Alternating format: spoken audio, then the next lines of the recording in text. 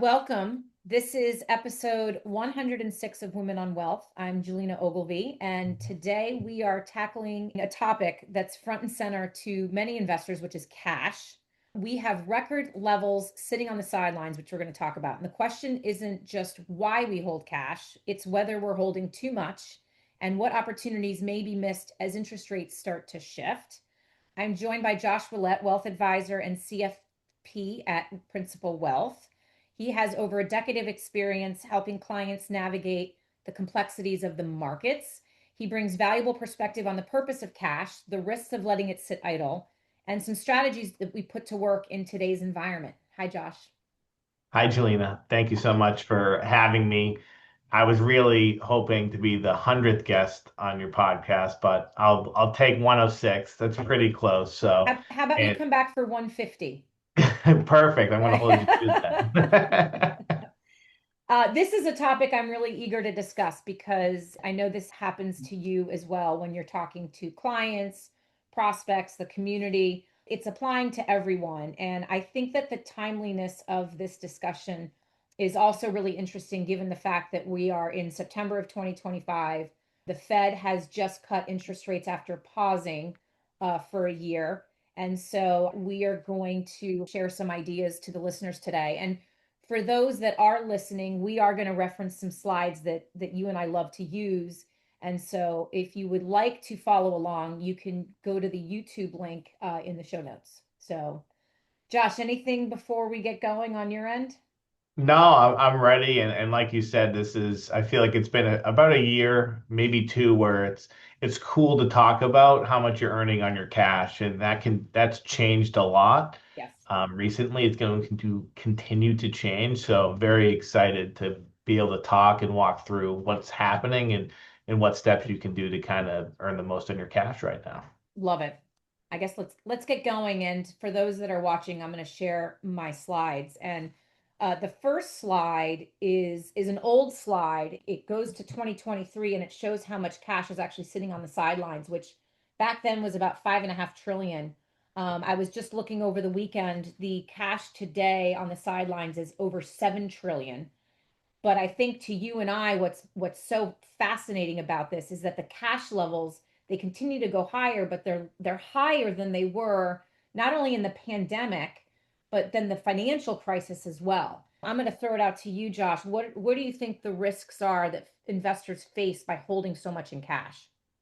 Yeah, the key risk that stands out to me is complacency. So, like you said, another $2 trillion of cash is now on the sidelines. And going back to kind of 2019 or 2020, where you see that big jump up, you've had some very good market returns in those years. 2021, the market was up 20 plus percent, 23, 24, and that entire time, investors who've been sitting in cash, CDs, money markets, cash under your mattress have missed out on that. And I think that's because of complacency and kind of taking that necessary step to move it out because you've been comfortable.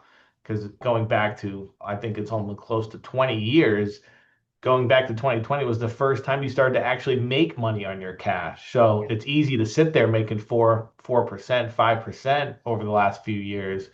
But when you look at what you've missed out on by not being invested in stocks or bonds, to me, that's the real risk that people have experienced. And what we're going to talk about is, well, if those rates on your cash is going down, hopefully that's the catalyst to kind of force these funds back into the markets. Yeah, it certainly doesn't help that the markets have been very emotional. The media gives us a lot of reasons not to invest, and it's easy to say, well, look at what these CD rates are now paying after 20 years. Why not just go there, right? Right. Yeah. So let's talk about, we were alluding to the Fed, and interest rates have obviously played a huge role in this conversation. And after the Fed, in their most aggressive interest rate hike in US history back in 2022, gave us these attractive, quote unquote, attractive levels of income, what are we now seeing potentially going forward? Again, they did cut rates this month after pausing for a year, but where do we go from here?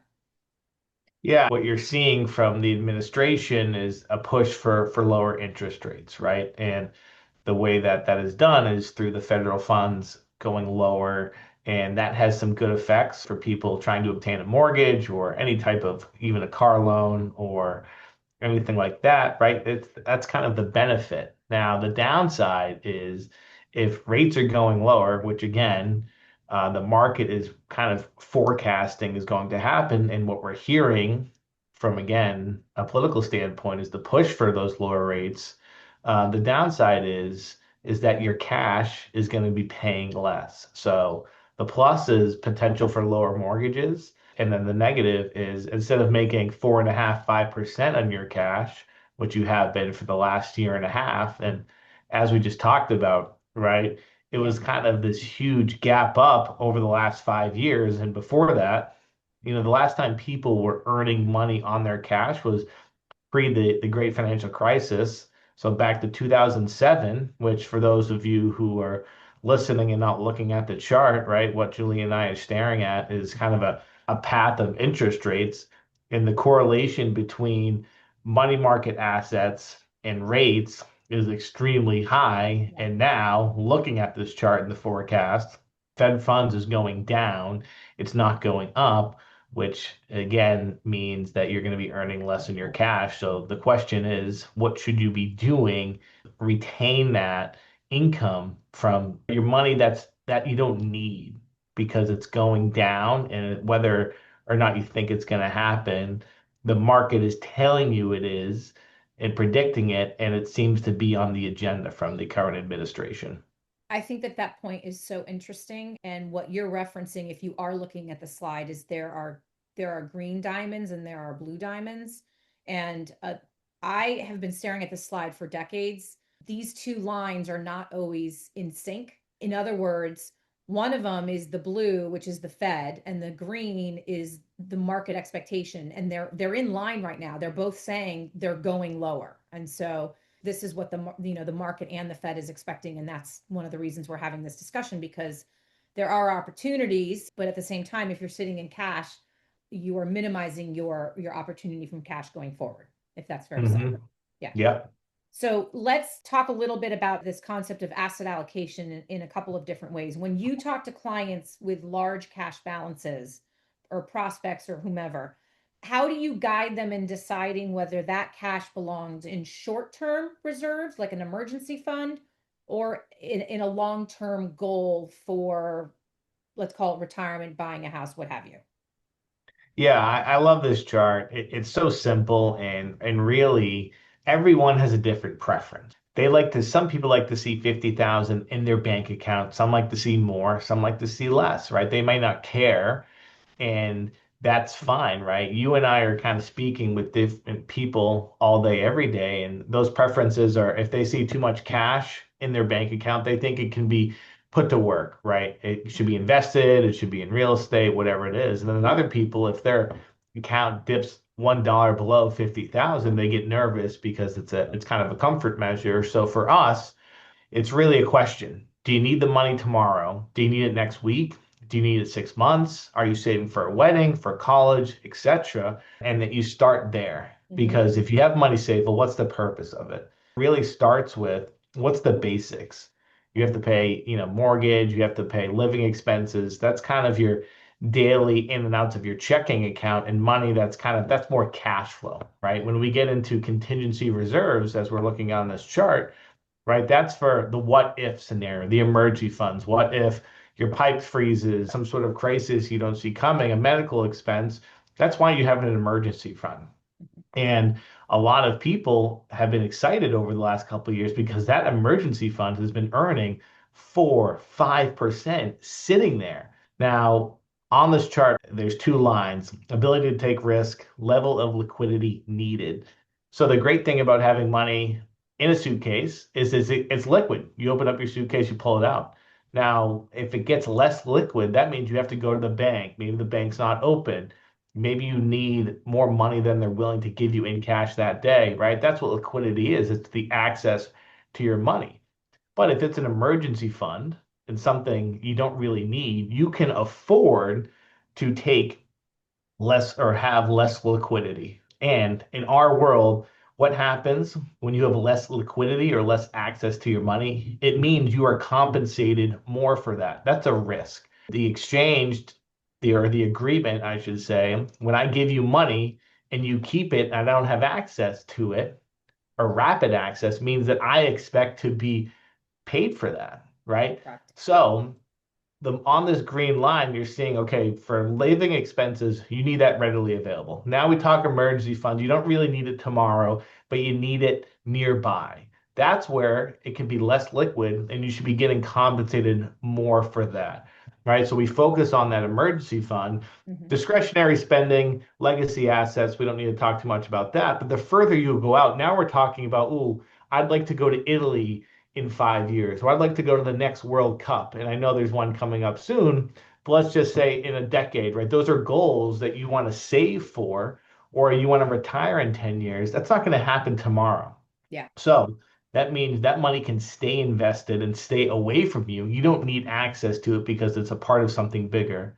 So what we really want to focus on is money you need or might need over the next 6 to 12 months, because that's money that's sitting in cash, in a CD, in a money market fund where, like we talked about, if you're getting paid less on that dollar moving forward, well, it was kind of nice making 5%. That's not happening anymore, which we're going to talk more about. So for us, what I like to talk to clients or anybody about, because it applies to every person, is you can be making more on that dollar. And that's something that it's hard to keep track of. You're seeing CDs being advertised in the paper, on the news, etc. Every bank you walk by, they have a CD rate advertised on the wall. Well, it's not 5% anymore.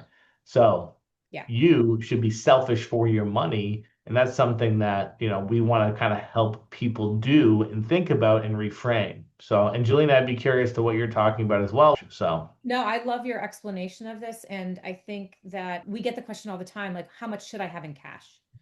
And, it's always that typical financial advisor answer. Well, it depends. It's right.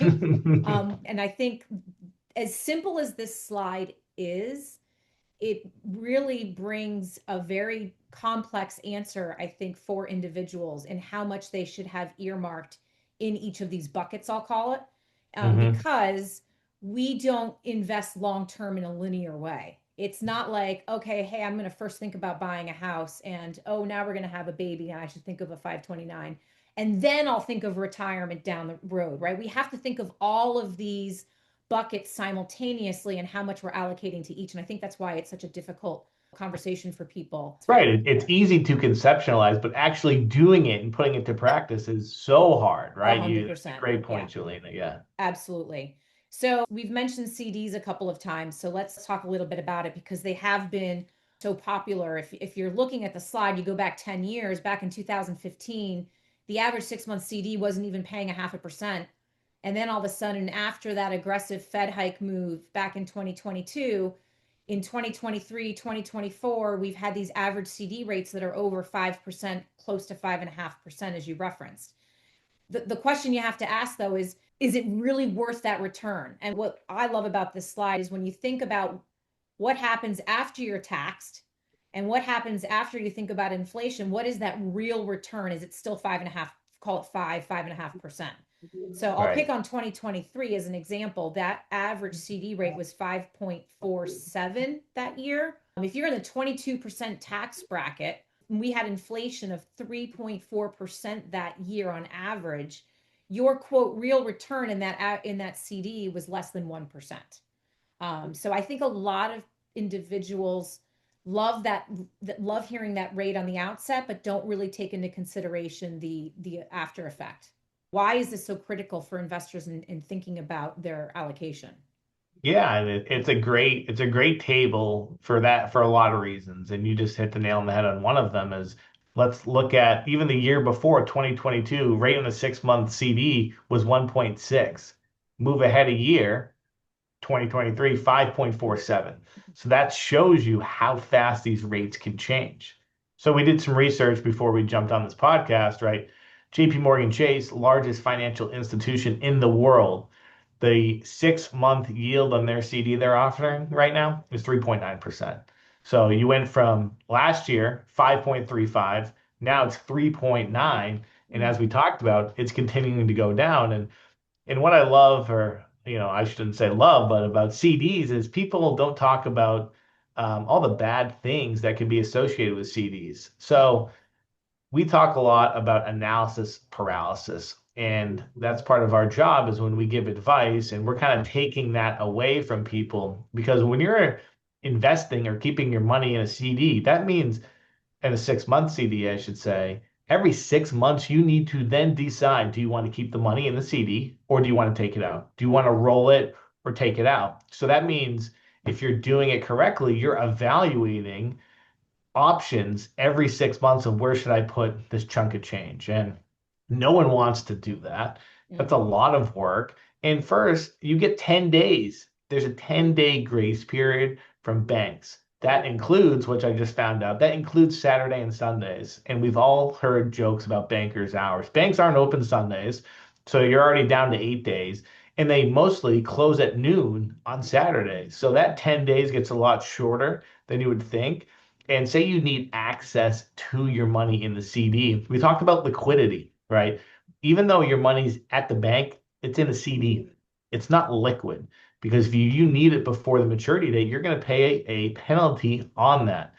And every bank has different penalties. Mostly you forgive the interest, meaning that if you have to take it back, it's like you just put your money in there and you didn't get anything in return. So it's like you just held it there as a placeholder. And CDs are, again, they've become very popular again the last couple of years because you're earning 5+%. Yeah. Well, one we just talked about is the real returns are far less than what you see advertised. And two, they're going down 1.5% over the last year, and the trend is not looking great. That means, okay, are you okay to accept that? Or does it make sense to look for other avenues, other places to invest your cash? Because again, you've proved out if it's been sitting in a CD for X number of years and you've been rolling it, yeah, it was a good decision. You've been making 5%, but clearly you don't need it.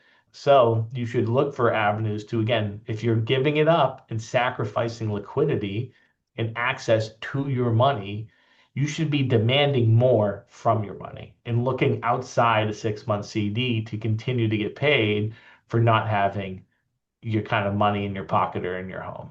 I love it. And you've said it, but a couple comments I'll make is the real return over the last 10 years. Again, if you're in the 22% tax bracket and you're looking at inflation, the real return is negative out of these Right. CDs. And the other thing that I think is, and you said it, but I'm going to say it in a different way. We talk about volatility of the stock market. We're going to talk about the stock market in a second. But I look at this slide, I'm like, there is a ton of volatility in CDs, right? Yeah. To see a swing of less than 0.5% to over 5.5, almost 5.5%, excuse me, over the last 10 years and everything in between. And then the aggressive nature of how you have to make that decision to roll it into another one.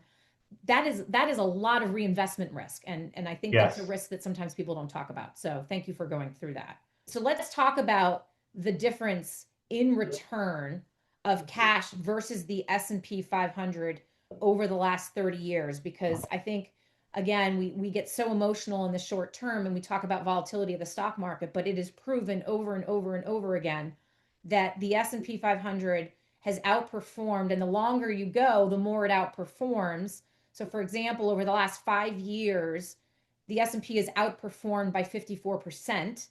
The last 10 years, it's 159%. In the last 30 years, think about your money sitting in an IRA, 401k, whatever. It's outperformed by over 2,100%. And so I think this is certainly worth talking about. Yeah, and it's funny. People they'll look at the slide and they'll say, "Oh, this isn't realistic." And I think let's you really think about it, and that was kind of my first, like, yeah, of course, the S&P 500 is not going to perform cash. Who's going to keep their money locked up that long? But it happens all the time, right? My wife, one day we were sitting at the dinner table at my in-laws, and some baby bonds were pulled out that were bought on the day she was born. That was 30 years ago. Never been cashed in. At the same time, right? Imagine if you bought a stock or a share of the S&P 500, it'd be up 2,000%.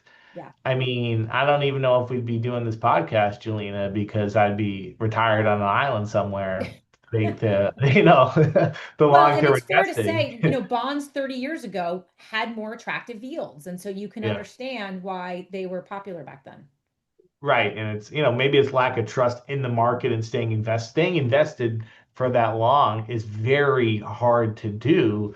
But I think we need to reframe it because keeping your cash in money market or in the bank, that's the same thing, right? You're keeping cash in a bank for 30 years or in a bond, you're still investing it. You're not touching it or accessing it. And it goes back to our discussion earlier about, if you have cash or money, what are you doing with it? If you don't need it right now and you might need it down the road, well, the money you might need down the road, if you never need it and you luckily knock on wood, have a great life with no emergencies, medical expenses, any unforeseen big things, that money is going to stay where you put it for a very long time. Hmm.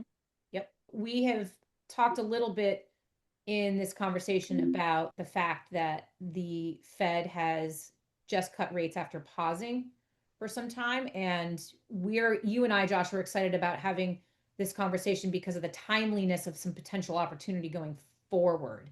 And what we mean by that is if you look at this example of the last 5 times that CD rates have peaked. So this is going back all the way to 2006, 2095, 89, 1984.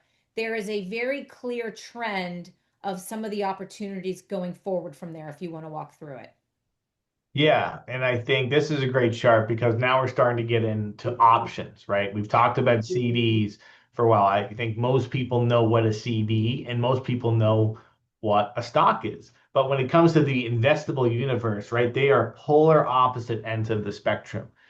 A 1 year CD being basically the safest or most conservative investment you can take on one end, and then stocks Mhm. on the exact opposite end. So we've been talking about the S&P 500. That's just one form of stocks, right? There's emerging markets, there's small caps, etc.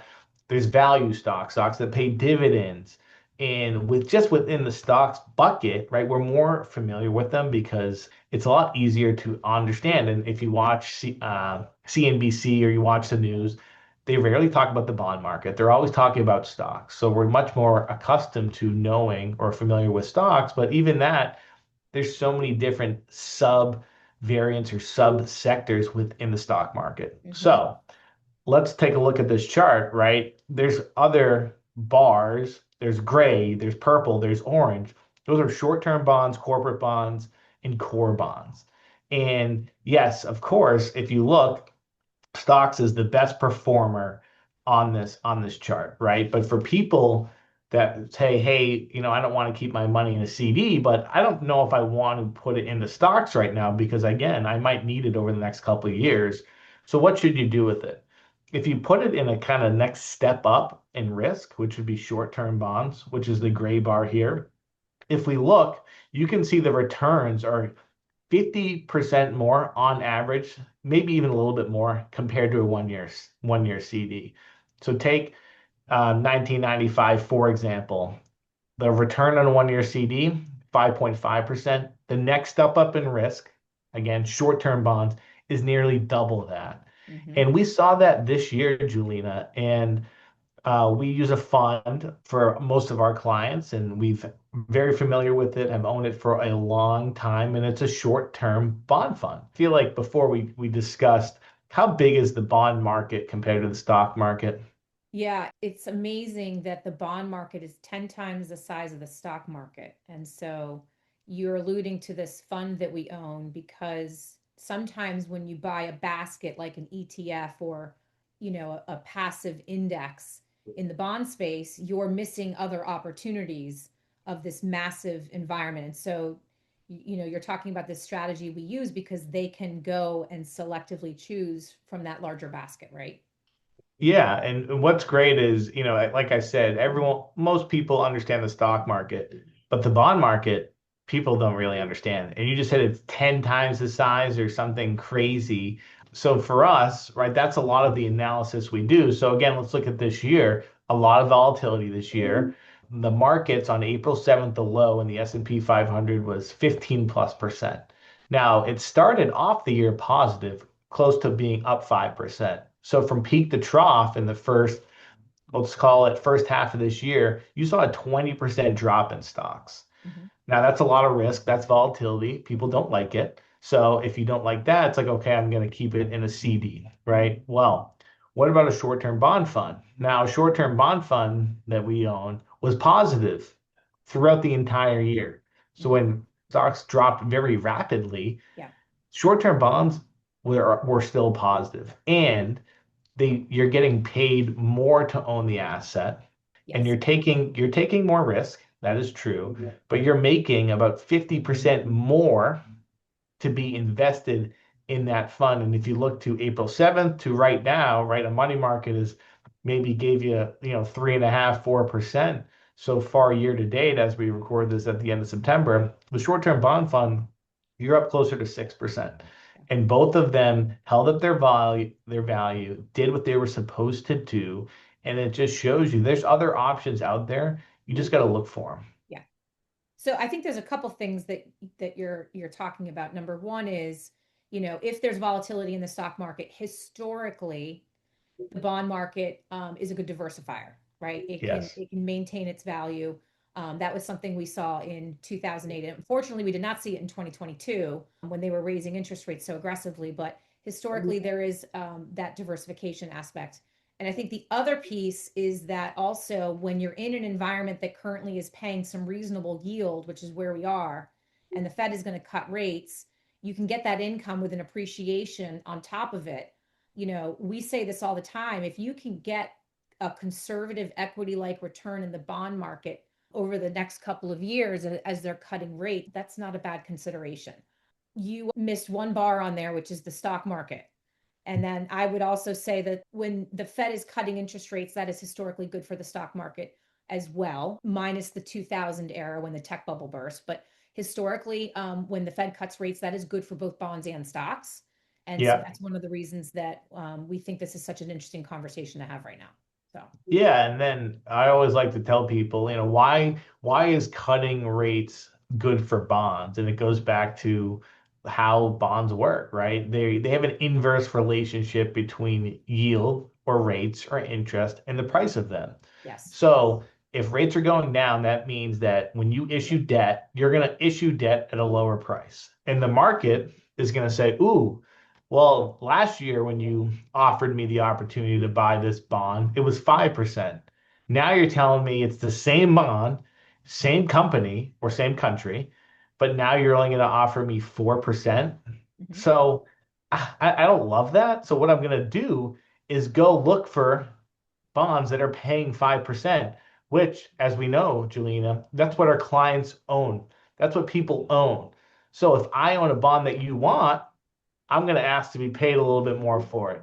And that's as simple as I think as I can make it. Is how the bond market works. And again, why it's an attractive setup for bonds right now for and taking a little bit more risk. Yes. Because if rates, or I shouldn't say if we believe and the market's telling you and all signs point to rates going down, that means that bond prices existing in the marketplace today are going to be going up. So it's an attractive setup, fundamentally wise, and we know that again, if cash is just sitting there, people own cash, and you want to get paid more for it. Bonds and the most conservative part of them, or I should say, sector of bonds, is also positioned to do well. Yeah, you're not going to knock it out of the park and make as much as you are in stocks, but that's okay because again, we're talking strictly about your cash right now and what you should be doing with it and where you should be focused and looking outside to make more money on your capital. Yeah. Thank you for going through that because I think it's an important to understand the basics of bonds are not easily understood by everyone. So, but it's an important feature to know and how they work. And Hmm. so we just talked about some of the opportunity kind of in the short term of if the Fed continues to cut rates and what it can do to stocks and bonds. But let's look over the longer term, I think, as well. And this is the idea of the power of compounding, which is, Albert Einstein's the eighth wonder of the world. Josh, I was just telling you, I took my daughter to see her first college this weekend. We went into the business school, and the first thing I saw was this chart It's such a powerful one, yet visually so simple because, again, we live in this world of constant anxiety, fear, unknowns of the markets in the short term. But yet again, we're going to talk over the long term. It's proven over and over again that stocks outperform bonds, which outperform cash. Yes.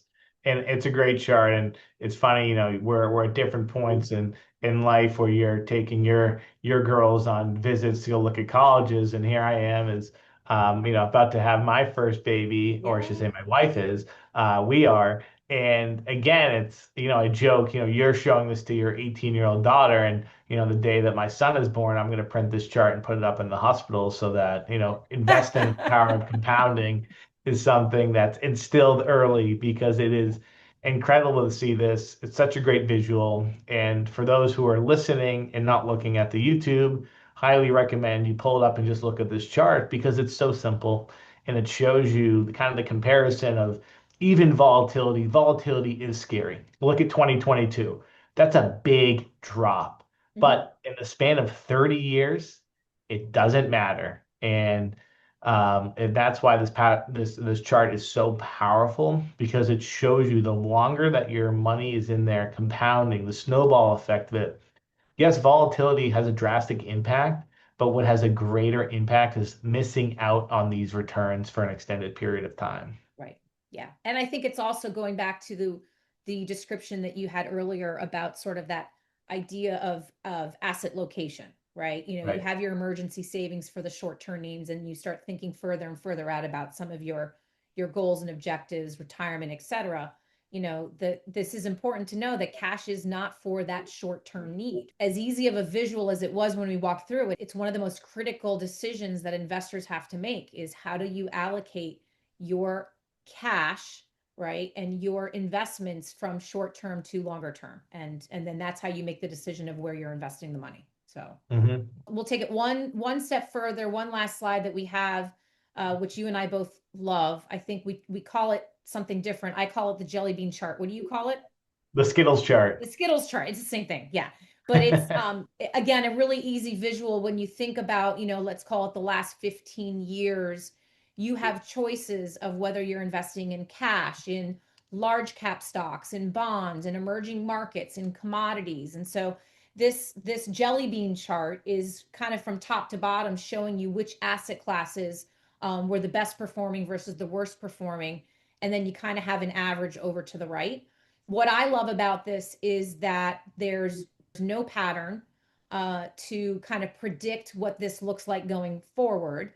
But what we do know is if you own a little bit of all of it, you're in that white box, which is a diversified portfolio of, call it, roughly 60% stocks, 40% bonds.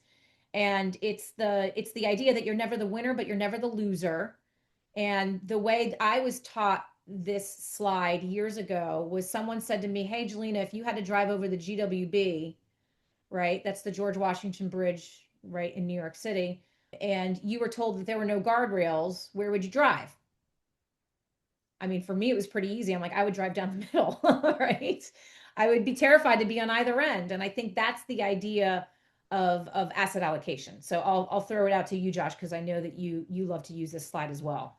Yeah, it's so important, and it says, okay, even if you had a crystal ball, and you say, okay, REITs did the best this year, then it doesn't mean necessarily they're going to do the best next year. And if they do the best, look at 21 where they did the best. The next year and the year before, it was the worst performing asset class. So you can't just buy what's doing the best, and you can't buy what's doing the worst because you don't know what's going to happen. And if we look throughout this 15-year period, cash was on the bottom a lot, as you can see, and it was only on the top once. Mm-hmm. Now, we could talk and analyze the 15 years until for the next 4 hours, right? But it's not going to do us any justice where let's go all the way to the beginning and they have the average annualized return. And what is that?